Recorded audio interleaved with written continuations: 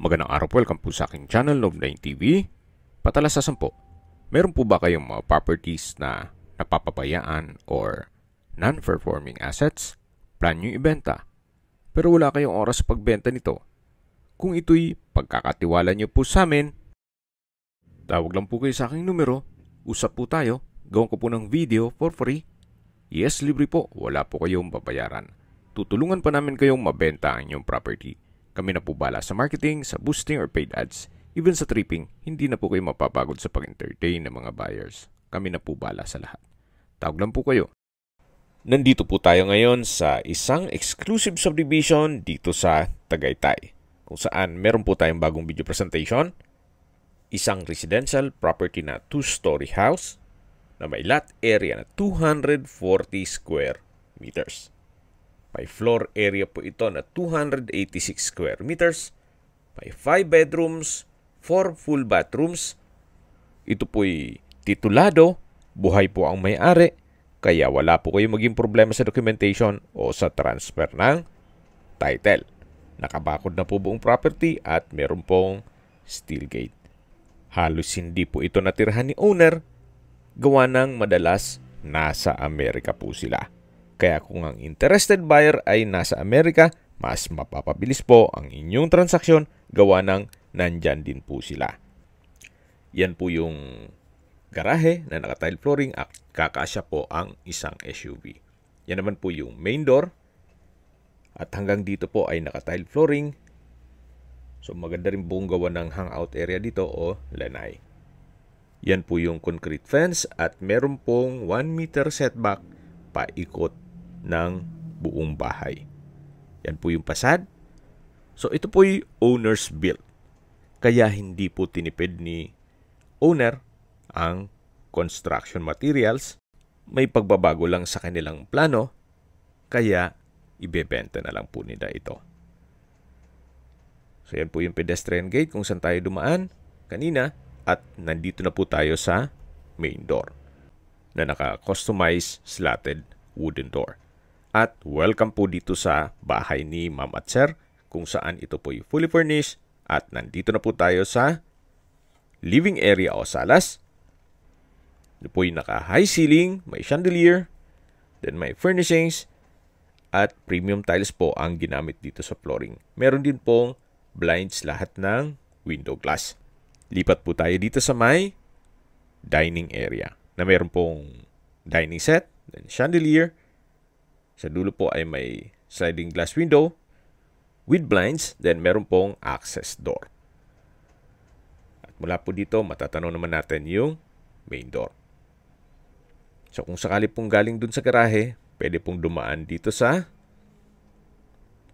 access door, papunta dito sa may dining area. Ito naman po yung breakfast nook na kung saan meron pong wooden high chair at meron pong pendant lights. Lipat po tayo dito sa my kitchen na kung saan meron din pong island, then may dalawang high chair, then may crystallite center lamp, tile flooring, then sa dulo po yung kitchen countertop na may stainless sink with faucet, kitchen window, may kitchen drawer at storage ng kitchen utensils.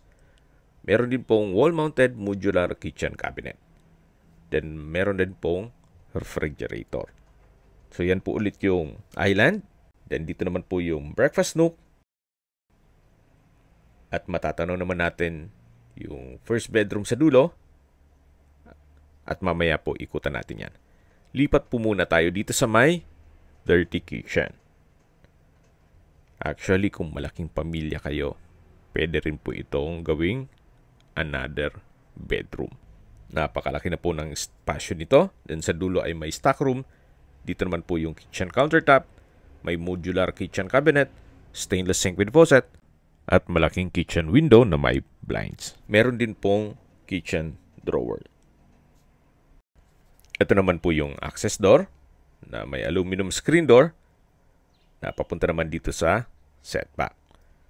Actually, sa laki naman ng spasyo dito, pwede naman pong lagyan ng service area o laundry area or dirty kitchen. Kung gagawin nyo tong another bedroom. Then ito naman po yung tinutukoy ko na stock room na pwede rin pong i-convert sa toilet and bath. Yan man po'y opinion ko lang naman. Kung hindi naman kalakihan ng pamilya nyo, so pwede rin pong as is na tong dirty kitchen. Okay, balik ulit tayo dito sa may kitchen. Then matatanaw natin yung dining area at main door.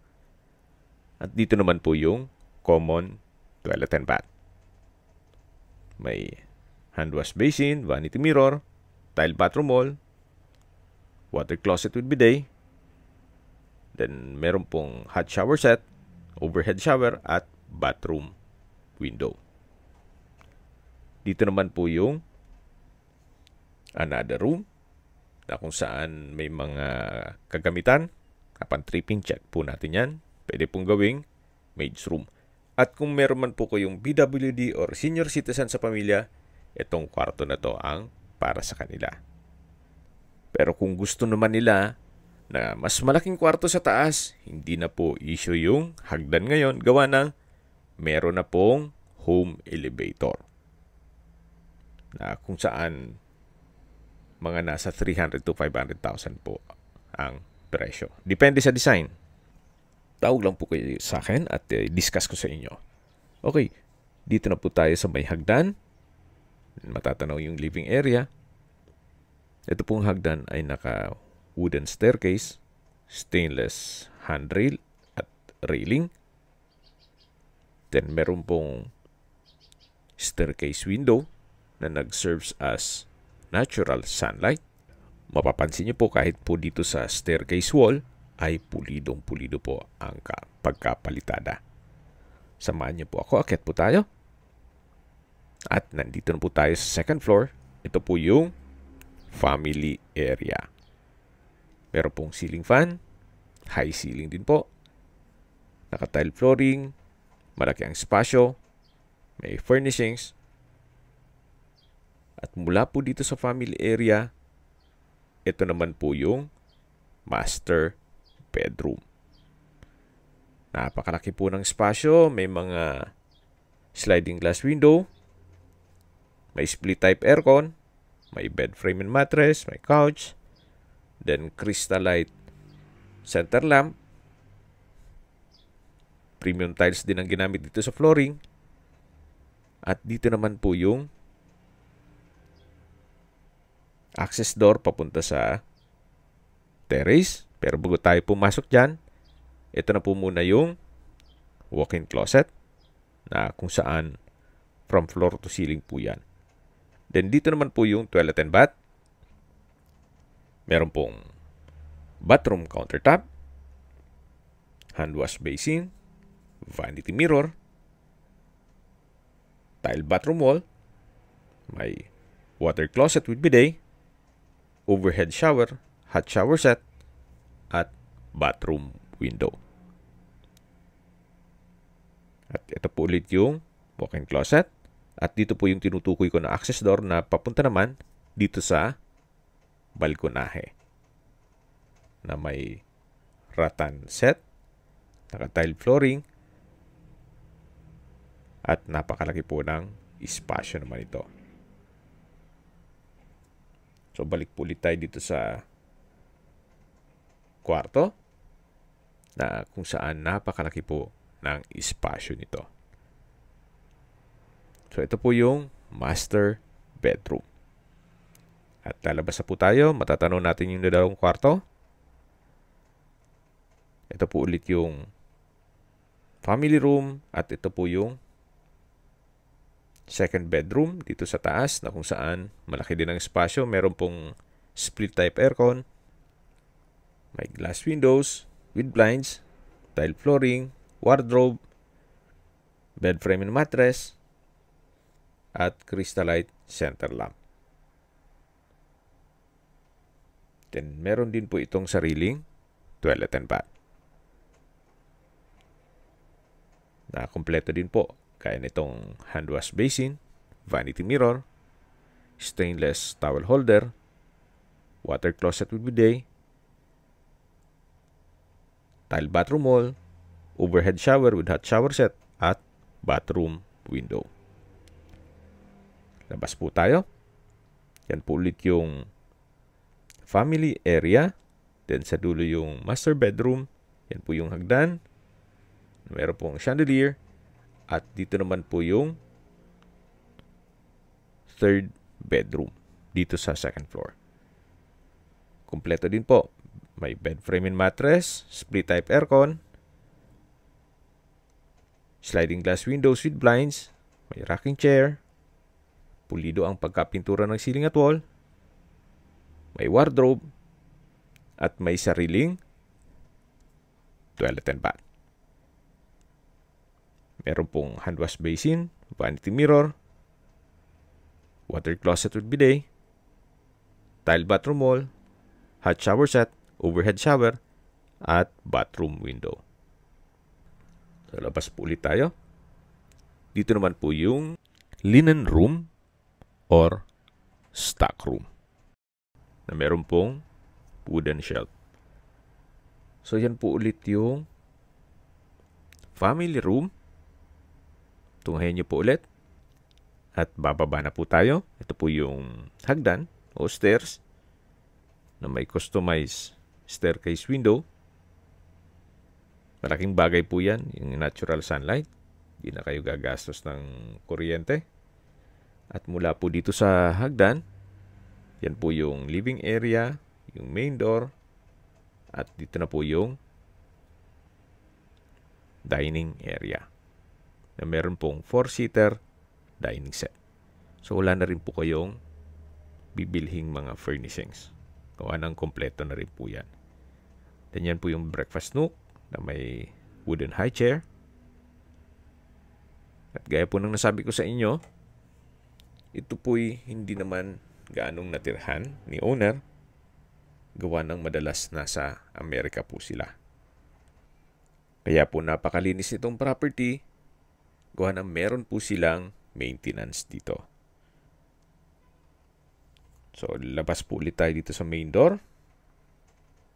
At ikutan natin tong setback. At habang naglilibot po tayo, pag-usapan natin ang distance, location, at travel time. Mula po sa Mendez Crossing, ang distance is 800 meters at ang travel time is 3 minutes. Yan po pala yung access door mula dun sa Dirty Kitchen. At mula naman po sa Twin Lakes, ang distance is 8 kilometers at ang travel time is 15 minutes. Mula naman po sa Sky Ranch, ang distance is 3.5 kilometers at ang travel time is 16 minutes. Meron pong overhead water tank, just in case na may water shortage. Backup lang po yan pero maayos naman ang water supply dito. At mula naman po sa Tagaytay Rotonda, ang distance is 7.6 kilometers at ang travel time is 20 minutes. Yan po yung lagi kong binabanggit sa aking video na dapat nyo i-consider sa pagharap ng property, yung meron pong malapit na hospital. Hindi ko naman po sinasabing sakitin kayo. Yan naman po for emergency purpose lang naman.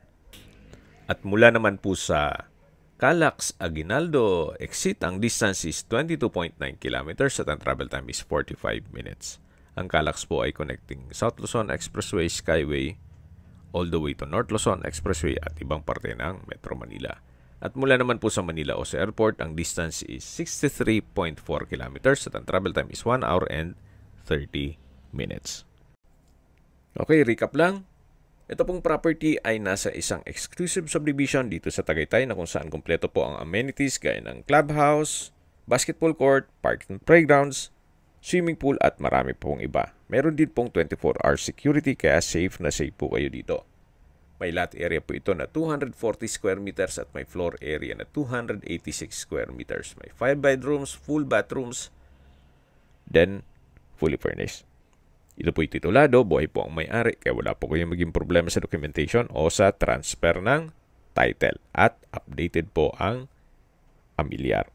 Binebenta po ito ni owner sa murang halaga para wala na raw ulitan sa presyo. 13.8 million pesos net.